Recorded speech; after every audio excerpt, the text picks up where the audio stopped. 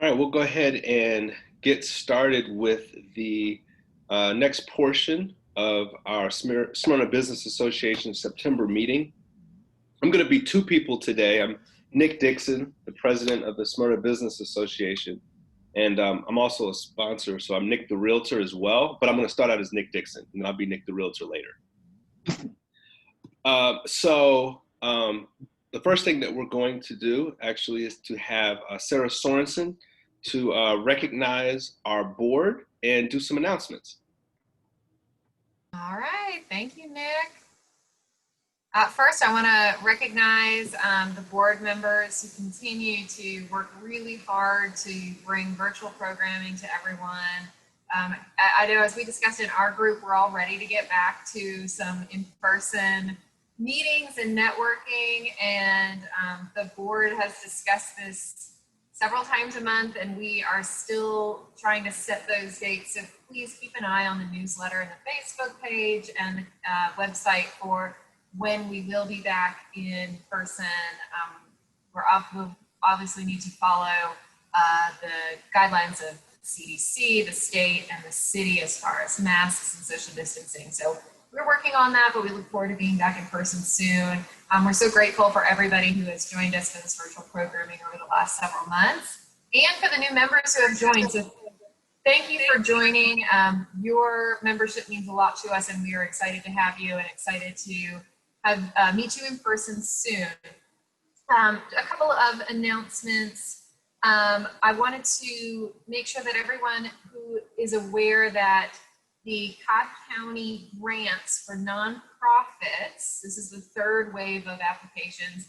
Those applications close tomorrow, September 11th at 5 p.m. So for not-for-profits, you can do an application for some of that Cobb County grant money.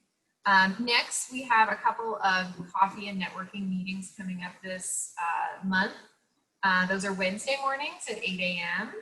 That is September 16th and September 30th. To get updates, you can text Smyrna to 63975, the number you see on your screen, and you'll get periodic updates about upcoming events.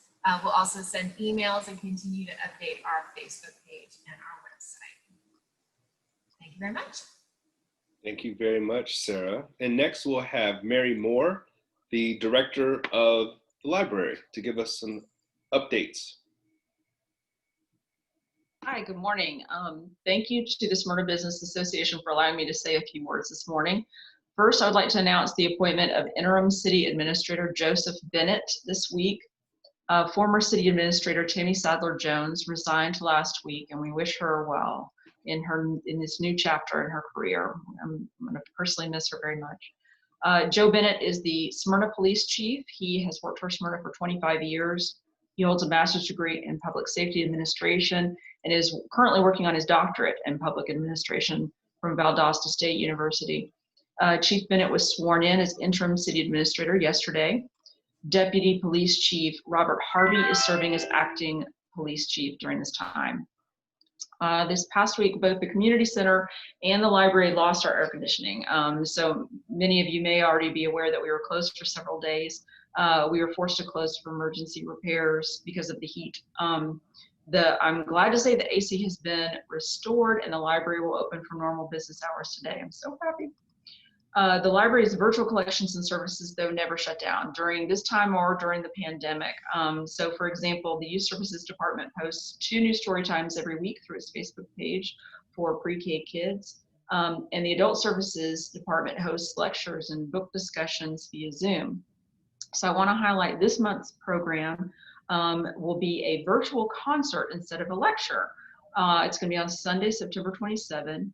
Atlanta Symphony Orchestra principals Christina Smith and Elizabeth Remy Johnson will present a flute and harp recital. The ladies will introduce each piece and they'll take questions after each piece. So to register for this webinar, you can visit Smyrna Library's calendar of events at smyrnalibrary.com. And then I'll also put the direct link to the registration in the chat box in a few minutes. Two other quick announcements. Smyrna Museum is open for tours. If you haven't had a chance to visit the museum since they completely renovated with all new exhibits last year, you really need to treat yourself to a tour. So go to smyrnahistorymuseum.com to schedule a tour, and it will be personally led by the museum manager, Jenny Eldridge.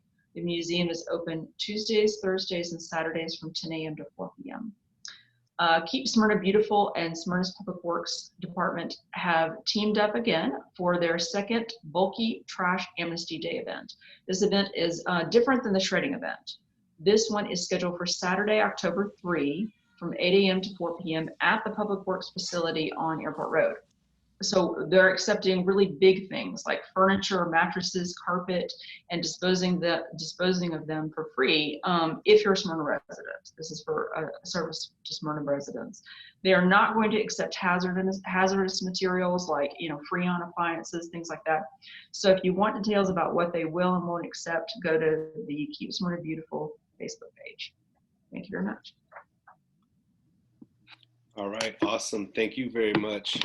Mary, now we have an announcement from Richard Block, and he's going to discuss the 2020 Cops and Kids Golf Tournament.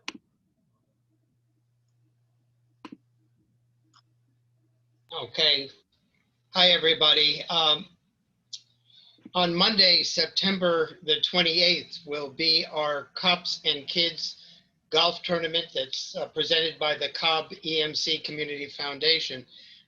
Last year, we raised $42,000 and gave back $28,000 to the kids for Christmas and also for school luncheons. The Title I kids, we gave $10,000 to that program out of the funds.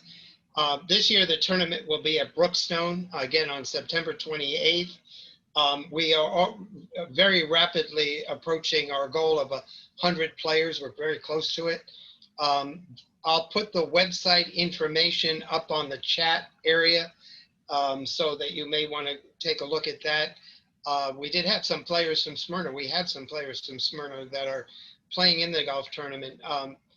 But this is the most satisfying tournament I've been around, and I've run 367 golf tournaments in my time. So it's very satisfying for me because we end up going to Target after the tournament. We had 202 kids that were able to get clothes, get toys, and each cart was worth $125. And if they went over, we honestly didn't care, but it was gratifying to see all the cop police, the sheriff's department, the EMS guys, and a few volunteers taking these kids around Target for that one day. So if anybody's interested in sponsoring, being a whole sponsor for $100, or playing in the golf tournament, please get in touch with me straight away. The tournament's coming up in, Steve Gaynor wrote me today, 18 days. So if anybody is interested, please get in touch with me. Thank you. Thank you very much. We appreciate that. And now I would like to give a shout out to all of our sponsors. I'm going to bring up our sponsors page. And here's a list of our sponsors for the 2020-2021 year. And it's because of our sponsors that we're able to do many of the things that we do as an organization, like giving back to the community and supporting Campbell High School and the other schools here in the area with scholarships. And at this time, we have two sponsors that are going to give some remarks. And those two sponsors are Kay Eller from Vision Rehabilitation Services, VRS, and Nick the Realtor Dixon from Keller Williams Cityside. We're going to start with Kay Eller. Right. Thank you so much. And I think you got a couple slides you're going to put up for me, Nick, if you've got them with you. But just to give a little bit of background on who VRS is and what we do, we were actually founded right here in Smyrna 37 years ago.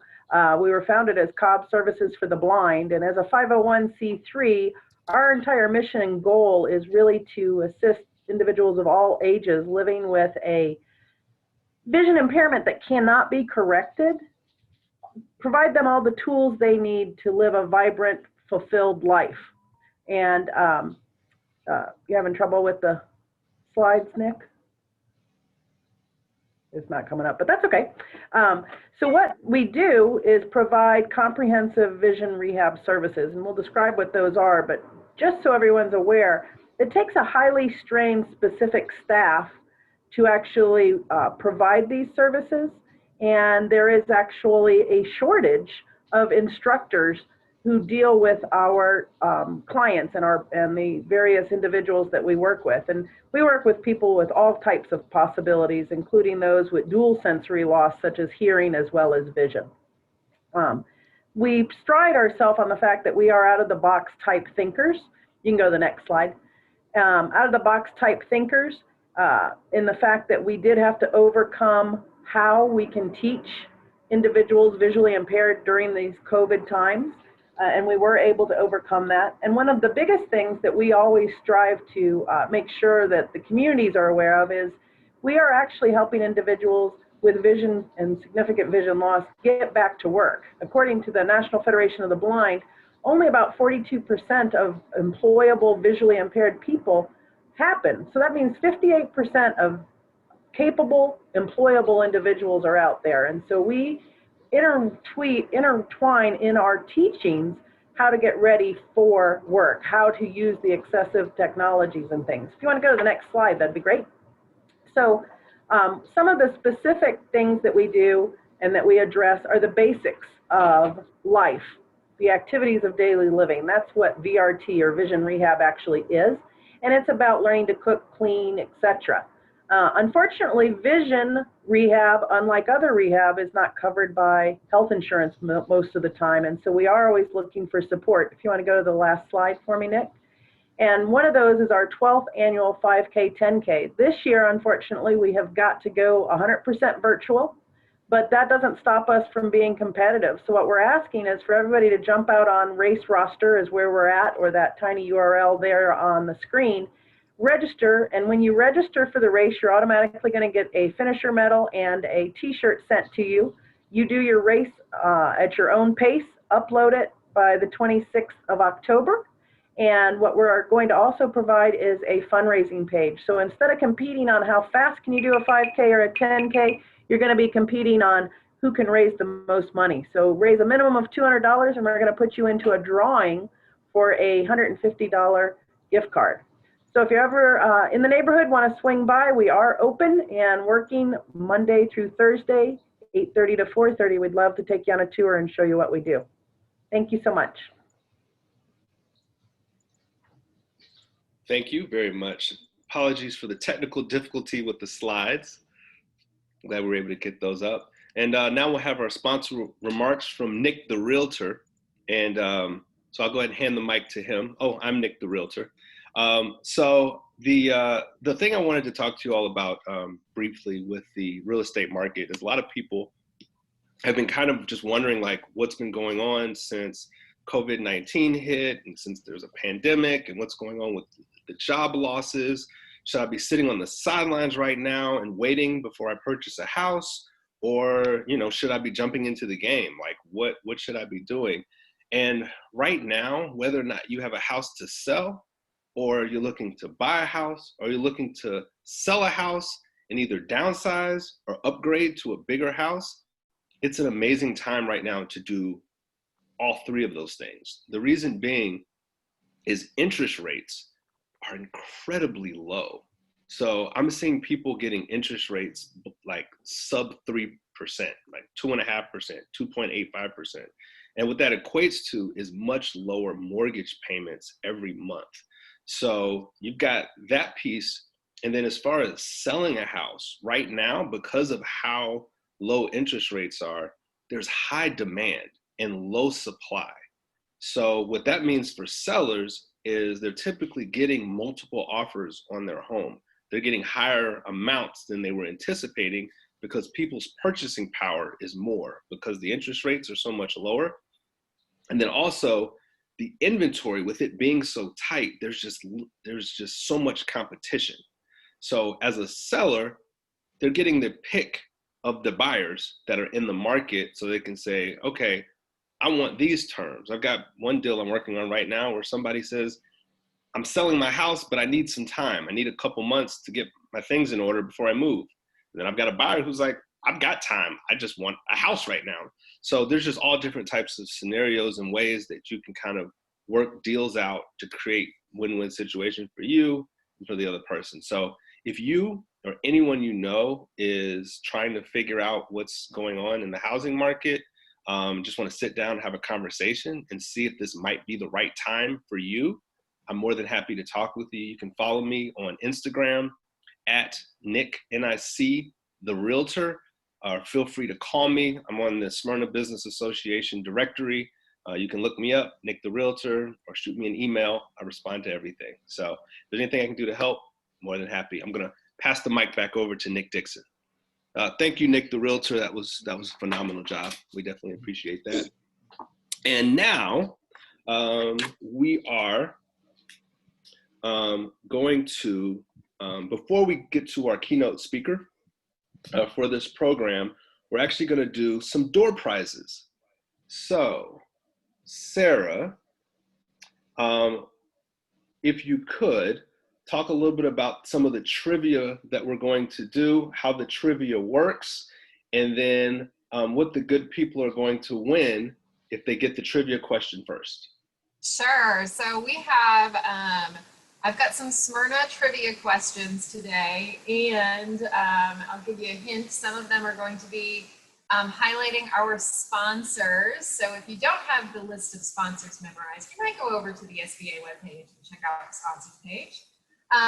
So I've got some trivia questions here ready, and Coffee Central has generously donated 3 vouchers for a free set of 500 color business cards or 1,000 color flyers. So some of those events that are coming up, you can perhaps win some of these and promote your event. So I'll start it off with our first trivia question. Oh, and when you know the answer, if you would please type it in the chat box, because I can't see all the screens and I'm not sure who will be yelling out. So type it in the chat box, and the first person to type in the correct answer will be our first winner. Here's your trivia question. This Smyrna Business Association sponsoring business is a local go-to for commercial signs and graphics, vehicle wraps, trade show displays, and banners. All right, we have a winner. Was that Shauna? Did she get in? Like Joe. I think so. Yeah. I think Shauna K. Hunter is our winner. It's Alpine, and here we have Steve. Steve has been a longtime sponsor and a member of the Smyrna board. Steve, we thank you so much for all you do for SB. Thank you. Shauna, I will be in touch and get you your voucher. We'll have 2 more of these to give away at the end of the program. End of the program. All right, awesome. Well, thank you so much, Sarah, for that. And now I have the pleasure of introducing you to Emily Poole. And Emily serves as the Region 3 Metro Atlanta Project Manager for the Georgia Department of Economic Development. Prior to joining the department, Emily worked at the local level for the city of Fayetteville as their Director of Economic Development, as well as the Fayette County Development Authority as Vice President of Economic Development. She was awarded Fayette County Young Professional of the Year for 2011. Emily has an impressive record of community service and partnership. The 2012-2013 President of Young Professionals in Fayette County, Emily has in the past served on the board of the Fayette Chamber of Commerce and Main Street Fayetteville. Currently, she serves on the board of directors for Bloom, AV Pride, and Fayette Senior Services. Additionally, she is a 2013 graduate of the Atlanta Regional Commission's Regional Leadership Institute and a 2014 graduate of Leadership Fayette. Emily is a native of Fayette County, where she graduated from McIntosh High School in Peachtree City. She received a bachelor's degree in psychology and human services and an MBA in international business from Clayton State University, where she was recognized with the MBA Service and Leadership Award for the class of 2016. She enjoys road cycling and going on walks with her 3 dogs. Without further ado, I would like to give the floor to Emily Poole. Thank you, Nick. Hey, I'm emailing you my slides. I just tried to screen share and it says I can't. So I'm Oh, sending. I'll be able to make it so you can screen share if you want. Yeah, if that's okay. Awesome. You're a co-host now. Awesome.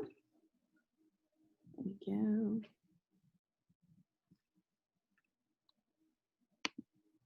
Awesome. You guys see that? Yep. Okay, perfect. So, fun fact, I am the youngest member of Fayette Senior Services, because to be on the board of directors, you have to be a member. So I don't actually meet the age requirements, but I'm a proud, long-serving board member and participant member of Fayette Senior Services.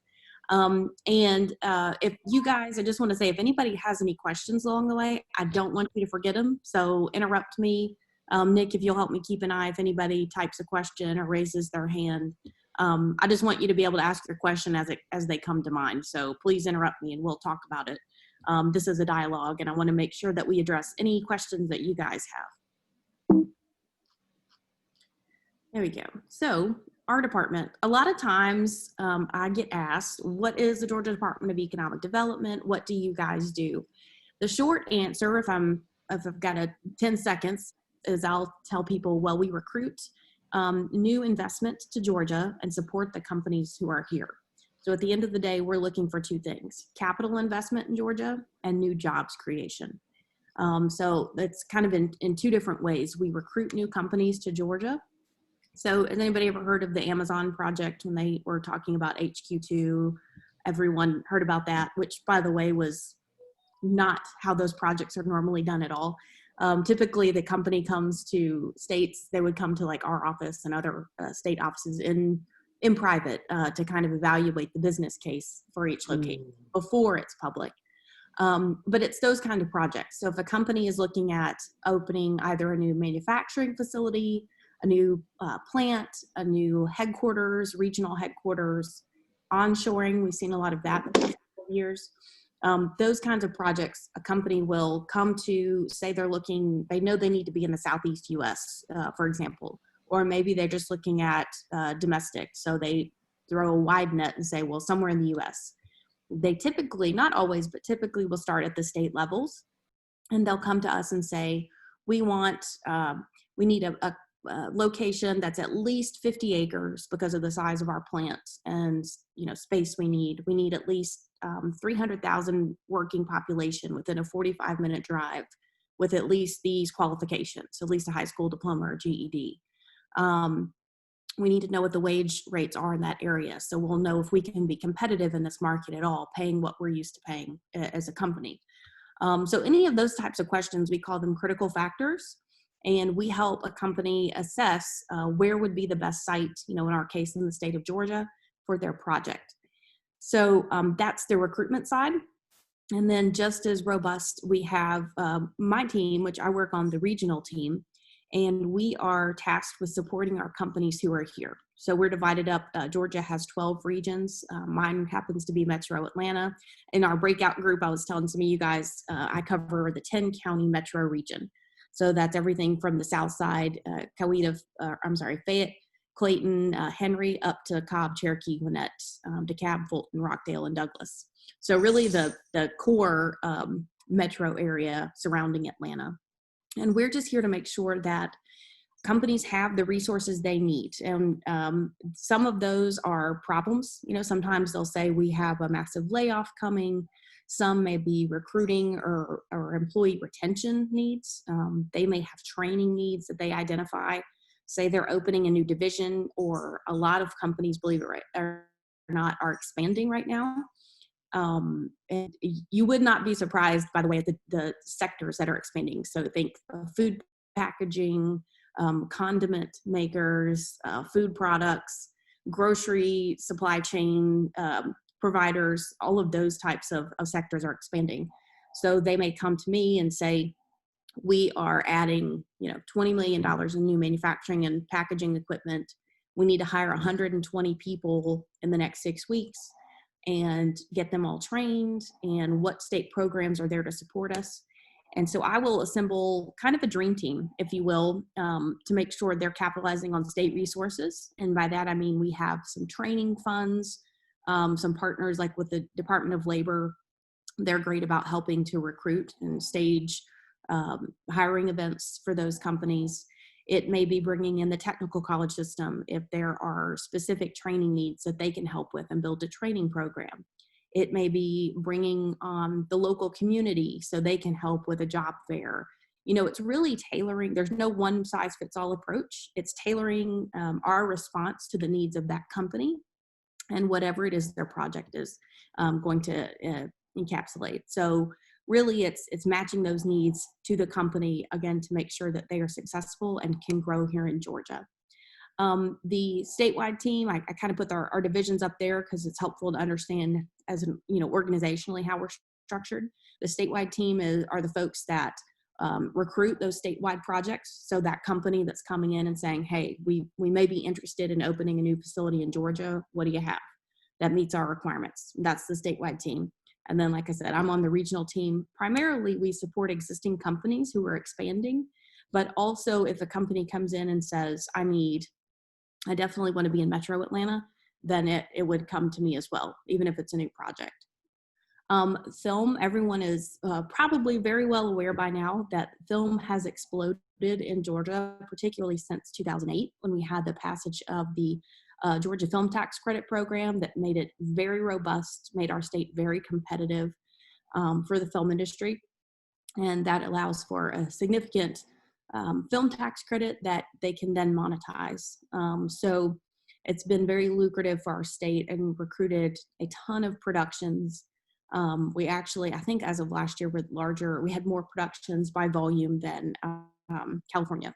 So a lot of productions moving here, a lot of the staff and crew members have come to Georgia, and we're now developing our own pipeline internally of talent. We have the Georgia Film Academy and such.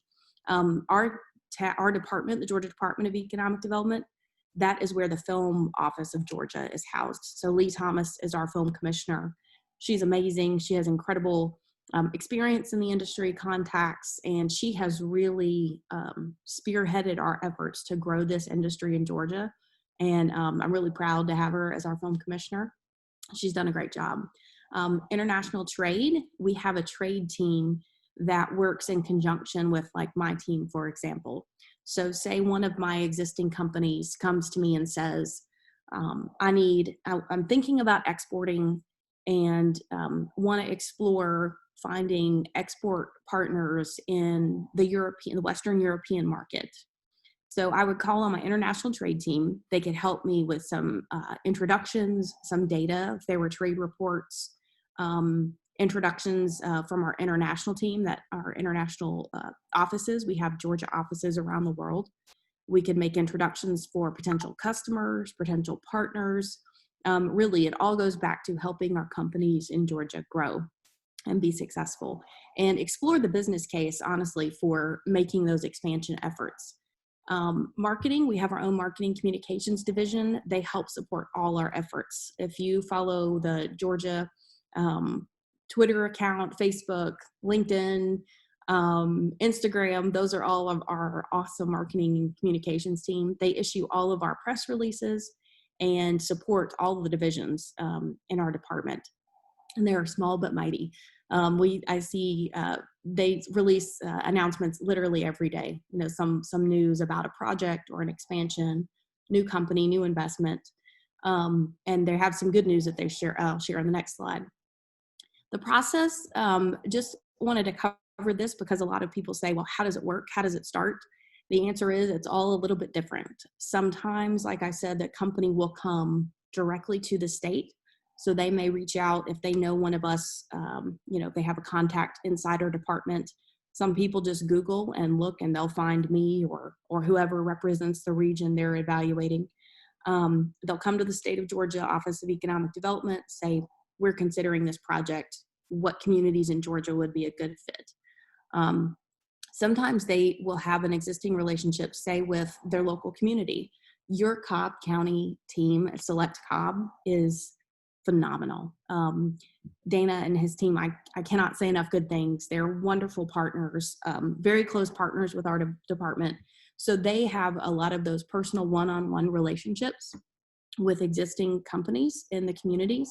And sometimes it will be that they reach out to Dana or his team members and say, hey, we're evaluating this expansion project. We may be able to, we hear this a lot lately, we may be looking at getting into PPE production. Can you guys help us evaluate that? And they'll call our office and they'll call me, and we'll help make the business case, help them evaluate doing that expansion and the feasibility of that. Sometimes they need a new building. They want to expand, don't have the physical space. So they may call the Cobb County team and say, what real estate options do we have? We'd like to stay in the area, but can you guys help us find a new building? So really there's no one size fits all as far as the process. It can come either through our local partners, through our Georgia office. Sometimes it comes by way of other partners through an existing relationship. For example, we work with like the technical college system I mentioned. If they already have a training relationship with a company, they may be in there for those training purposes, and the company may mention, hey, we're looking at expanding into this, production. So they'll call me and say, let's help them, evaluate this. And then partners I included on here because partners are the absolute critical core of our business. We could not do what we do without our partners. I mentioned Select Cobb. They are phenomenal. The best in the business. They do a great job at supporting local companies and also being a part of the partnership process. When a company calls me and says they need help with something, I assemble a dream team, and that is comprised entirely of partners. It may be education, like I mentioned. It's always going to be the local partner. So I would, in the instance of a Cobb company, I would call Cobb County. I just had a virtual meeting with them and a company yesterday, actually. So assembling all the right partners. If there are training needs, we bring in either the university system or the technical college system. If there are recruiting needs, we bring on board the Department of Labor, or Metro Atlanta Chamber is another partner. And believe it or not, one of the often misunderstood partners in this entire process are our utilities. So Georgia Power and Cobb EMC and Georgia EMC as a whole, they are, and MEAC, municipal cities with their own municipal power systems, they are a phenomenal partner in this process. They have resources like engineers, research teams that can help make a project, make it complete. So sometimes, if it's a Georgia Power site, I will bring in my counterpart. For Cobb County, it's Steve Foster, and he may help us assemble some data, for example, some wage reports, some labor information on the available labor market, for example. So really anything we need as far as research and data to, again, help make that project successful. I wanted to share some good news because this has been a pretty surprising past couple of months. I think, I know like all of us, there was so much shock at the start of this pandemic, and there was a lot of fallout about a concern rather, what would be the fallout from the shutdown. And the past 2 months, July and August, we've actually reported record numbers coming out of our office. And so you see there, $574 million in capital investment, 3,600 jobs for July, 643 million CapEx in August, 4,000 jobs in August. So what those are those projects like myself, and my other counterparts through all the regions of Georgia, and our new projects from our statewide team, new investment. Those are all those numbers. So say I have a project with 180 new jobs, and another project with 300 jobs, and one of my peers has 550 jobs on a new plant or whatever. So we add all those numbers up, and we have just seen a phenomenal couple of months And I think a lot of it, I know anecdotally for me, a lot of it has been due in large part as a response to the pandemic. So companies are evaluating getting into PPE production, isolation gowns, gloves, masks. Companies that did not produce those items before because they've historically been produced in China. If some of them have produced items that are they're tangentially related to PPE. For example, one company, they already make medical related products like bedding, sheets, pillows, things like that. So making the transition to, isolation gowns and masks won't be that difficult because they already have the quality of the production facility, that sterile environment necessary. They'll just need different equipment. So we've seen a lot of companies who are pivoting and not totally transitioning out of their existing product line, but adding. So it's supplemental to what they're already doing. And again, that's anecdotal. That's what I've seen primarily in the metro region, but a lot of growth in that space, the PPE. And then also, like I mentioned earlier, food production, food service. So think like food packaging, to-go condiments, to-go ketchup and mustard packets and salad dressings and things like that. Just an explosion in the number of people, obviously because of the pandemic, who are getting takeout has now resulted in growth in the food services, food industry, on the wholesale side. So really seeing an uptick in those two divisions in Metro Atlanta, and a really positive, I just wanted to share this because I've been really surprised at the volume of activity. I think we have as a department, and pleasantly so. So there is good news. There is, growth, believe it or not. There is positive economic indicators for the state of Georgia. That's not, necessarily true for all states. But we have seemed to weather this thus far pretty successfully as a whole. And I say all that knowing that, that's not the case necessarily for everybody, but just a little bit of good news to share coming out of this. And then increased prospect activity. By that, I mean companies that are looking in Georgia are looking at Cobb County as a whole. They're evaluating the market in and around Cobb is, as you guys know, is booming. The ThyssenKrupp Tower is one of the landmark projects that we're so proud of near the Brave Stadium. So increased looks and a lot of positive things on the horizon for Cobb County.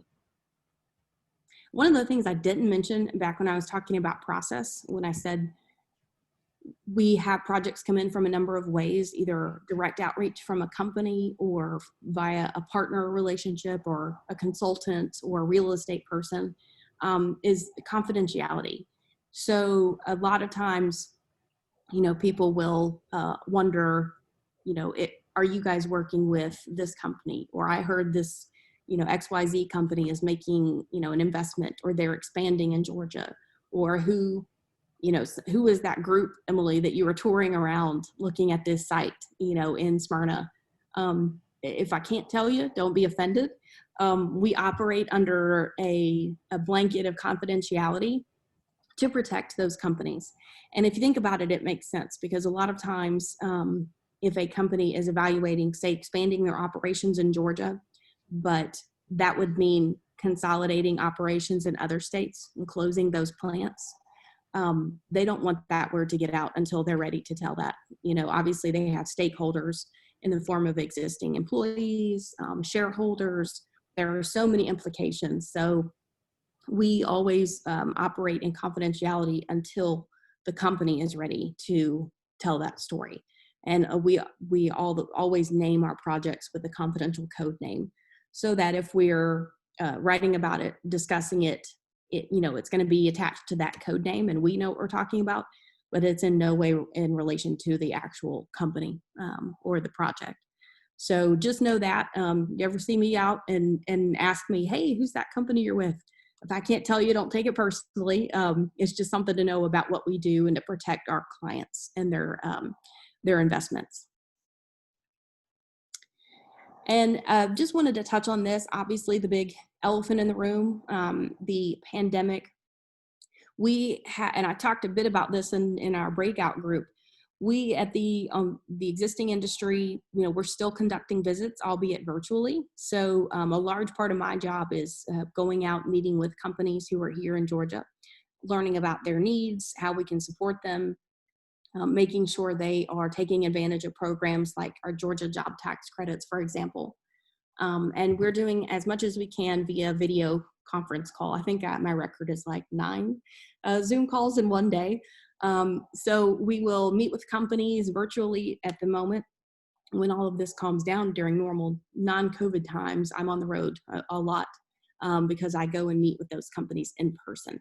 And again, it's just to understand what are their needs, how do their operations look. Sometimes a company doesn't know that they have a need we can support, but I'll be walking through the plant on a plant tour with them, and they'll mention, gosh, I really wish we could, get this manufacturing floor reconfigured, but we don't have the time or the resources to do that right now.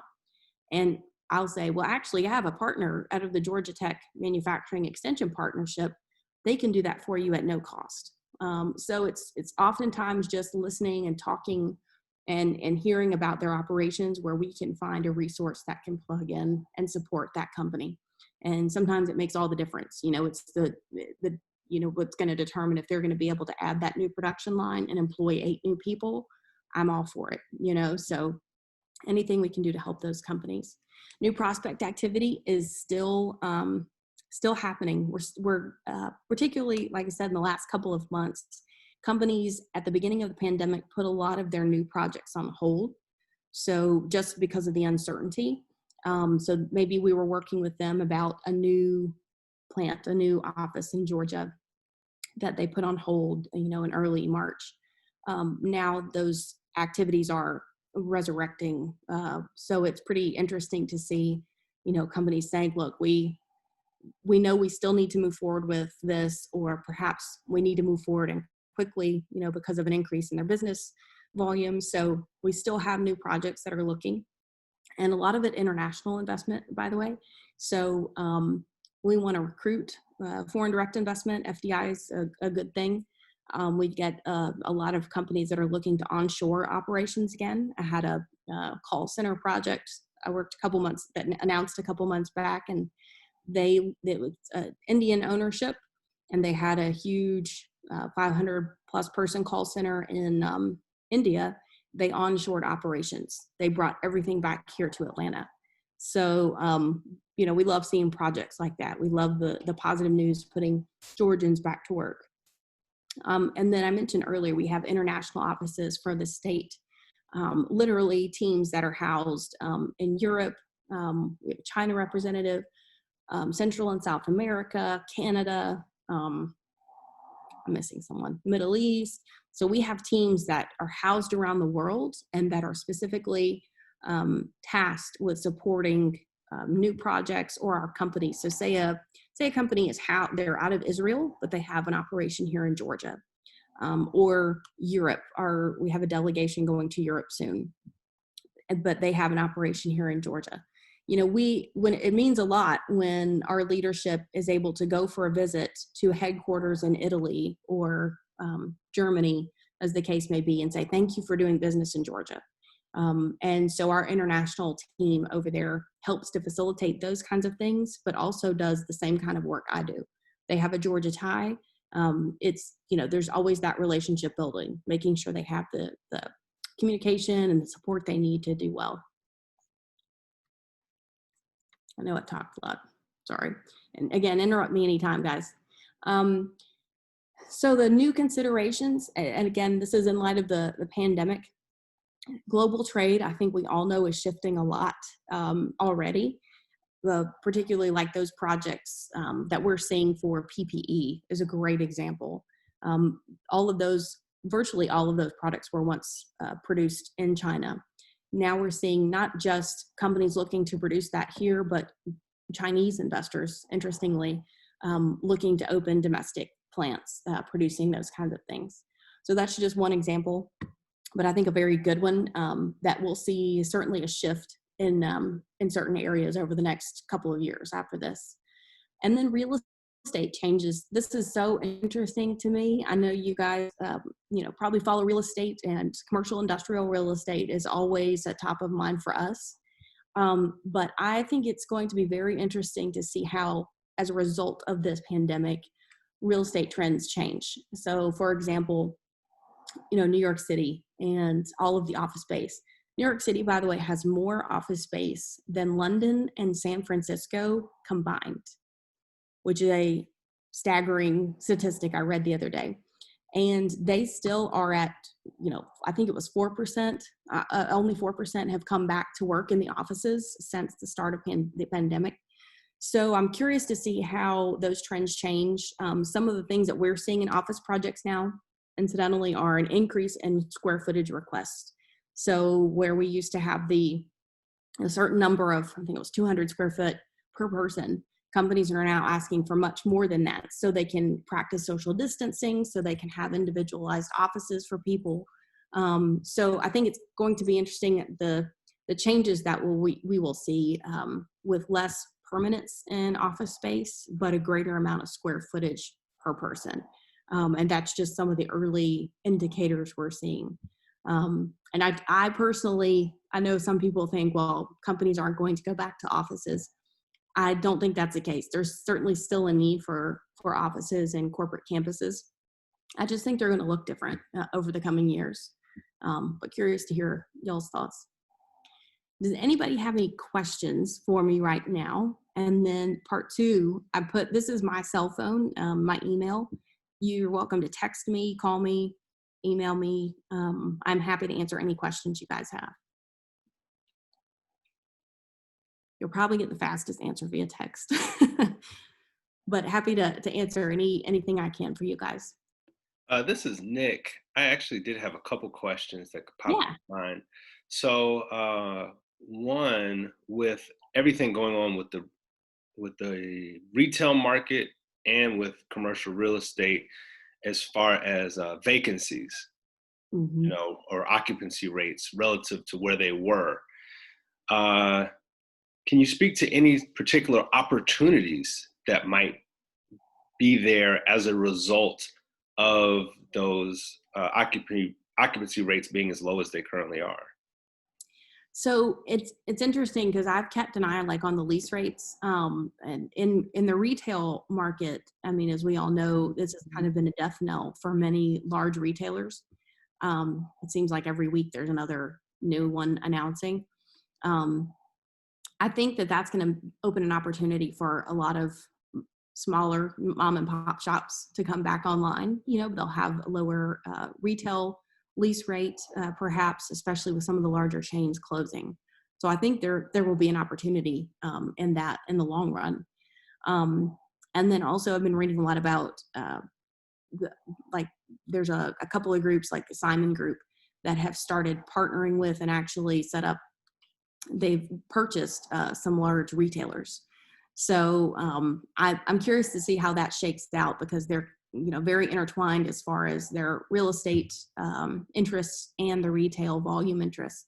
But I think overall it's going to serve to drive down some of the retail lease rates and make them more accessible for people, particularly because a lot of the empty square footage that we're going to be seeing in the coming year or so.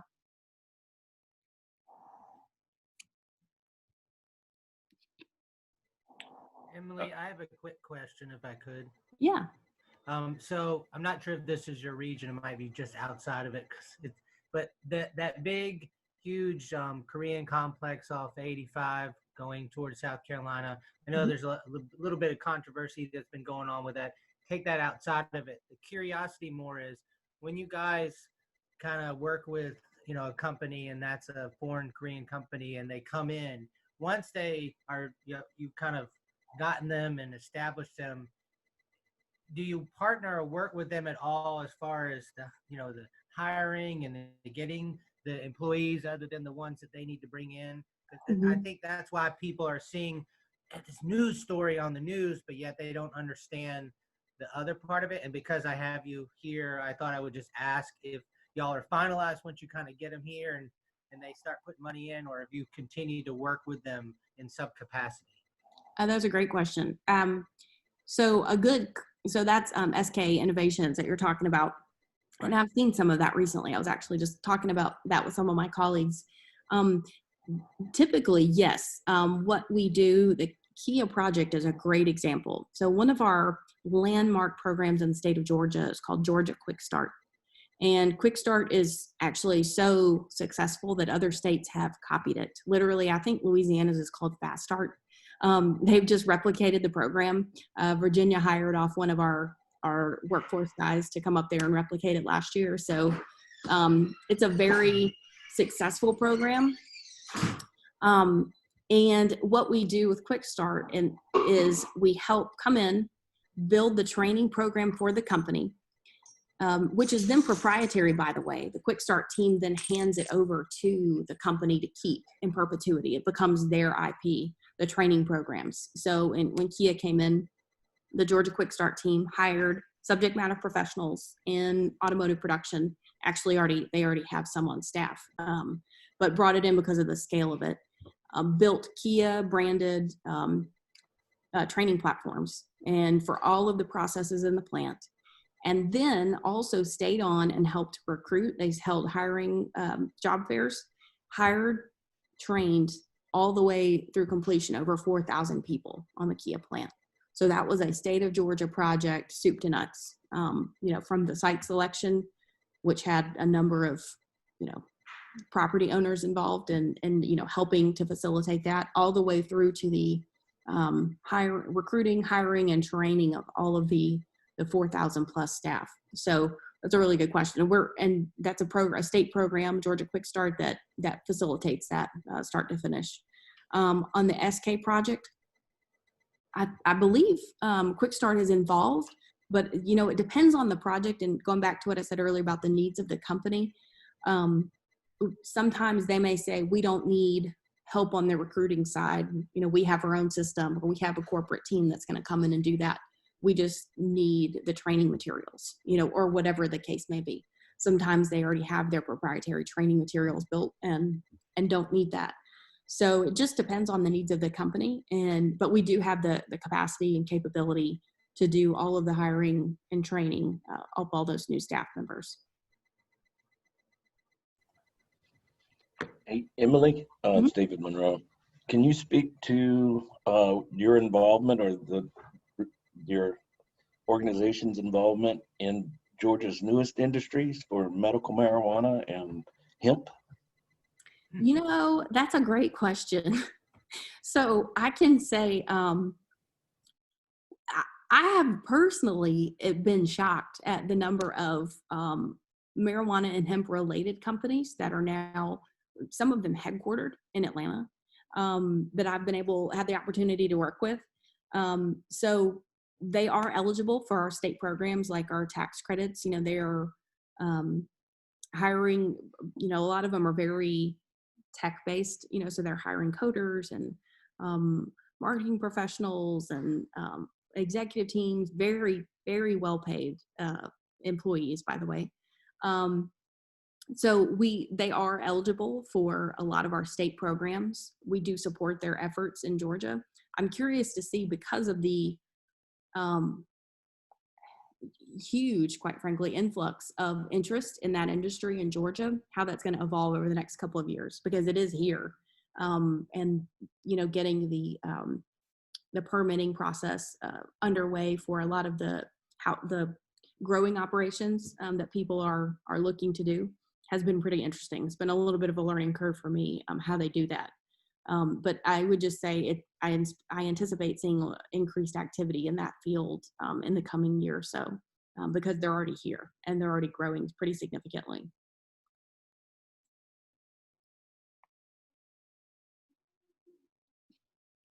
Anybody else?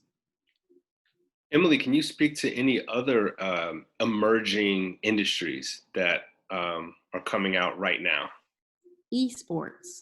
Does everybody know what esports are? So it's like Xbox?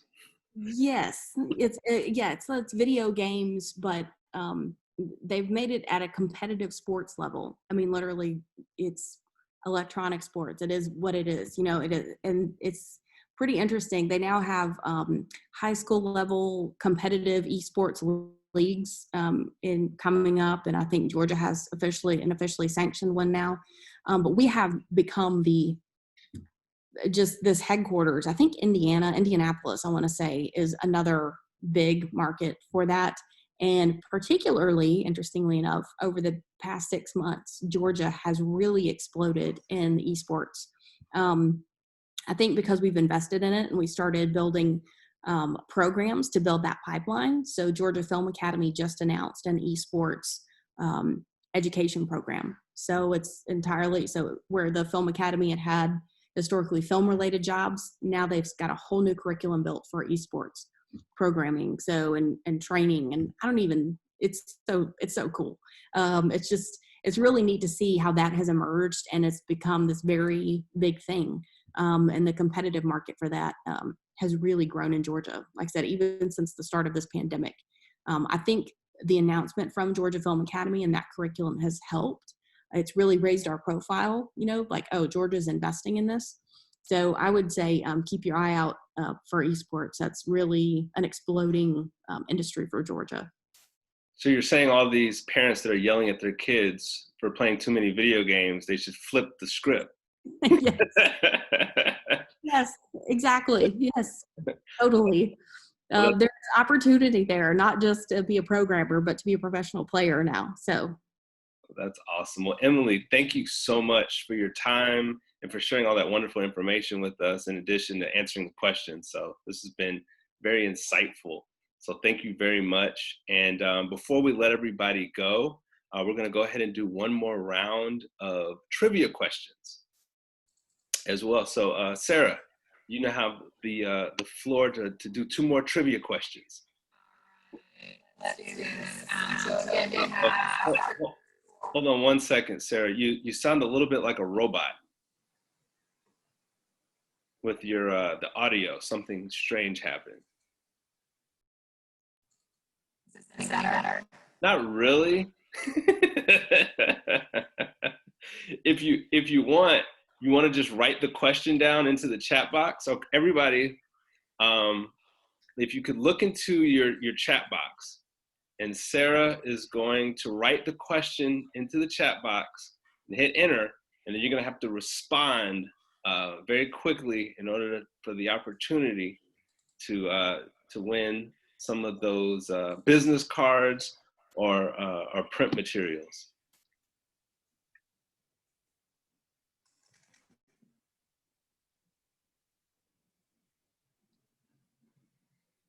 The question is there, waiting for answers.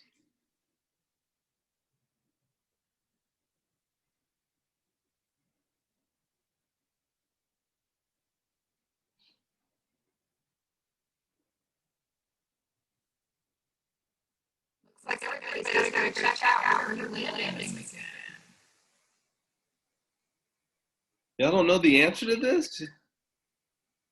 So somebody knows the answer to this. I know it. There it is. I knew David knew. David loves his barbecue. Grand Champion Barbecue. All right. So David's gonna get some free business cards or marketing materials from Copy Central. All right, Sarah, we've got one more question. Here it is.